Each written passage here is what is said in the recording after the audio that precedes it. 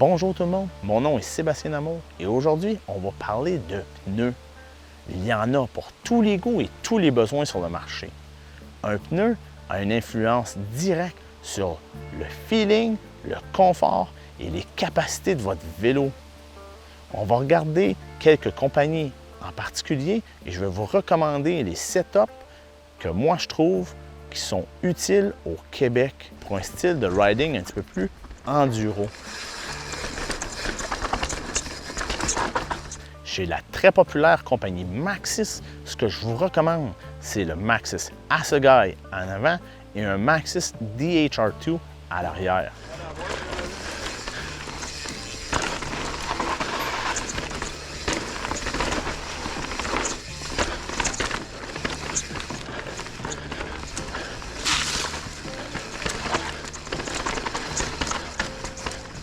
Dans la compagnie Schwalbe, je vous recommande un Magic Mary en avant et un Hans Dampf en arrière.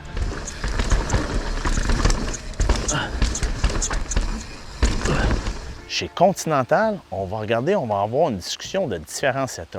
Si on parle de setup qui est mou et low-me, on va regarder pour un baron en avant ou un setup pour des pistes qui sont dures et compactées, on va parler d'un Kaiser en avant. Par contre, en arrière, je vais tout le temps vous recommander un Kaiser.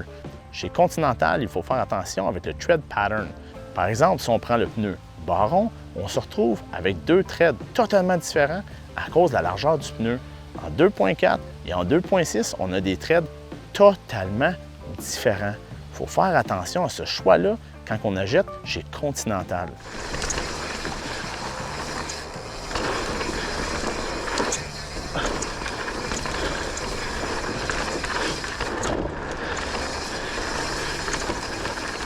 Suite aux recommandations des pneus que je vous ai faites, il faut noter quelques éléments très importants.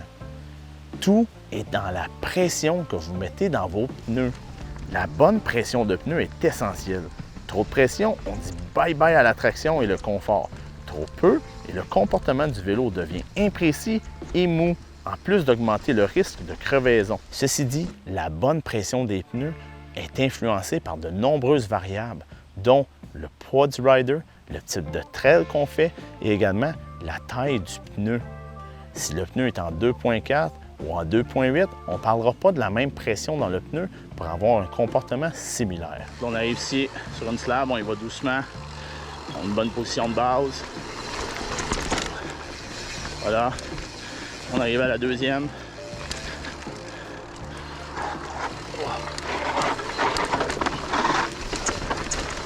Avec une largeur interne de 30 mm d'une roue, je vais vous suggérer un pneu de 2.4 à 2.6 pouces de largeur.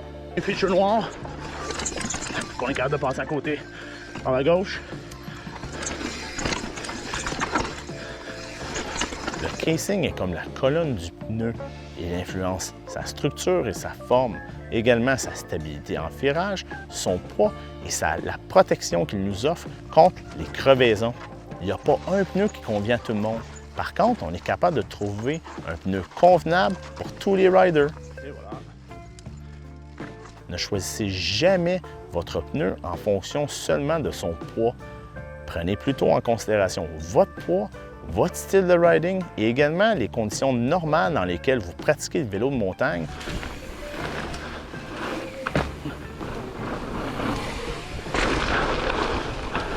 Personnellement, je roule les pneus de la compagnie Schwalbe. Je roule un Magic Mary en avant en Addix Super Soft, Super Gravity Casing et je roule un Hans Dampf Super Gravity Casing en soft à l'arrière. J'adore le setup de pneus parce que les crampons sur les côtés sont très agressifs. Donc plus on penche le pneu, plus elle morde dans le sol. Donc on a une très bonne stabilité lors de nos virages. On peut tourner avec plus de vitesse et plus d'aisance. Et je trouve que le roulement est correct également pour des pneus de type enduro. J'adore la grip sur les slabs, je trouve que j'en ai amplement et c'est des pneus qui me font sentir en sécurité et en contrôle. J'aime tellement ce setup-là que c'est le setup que je vais utiliser pour plusieurs saisons à venir.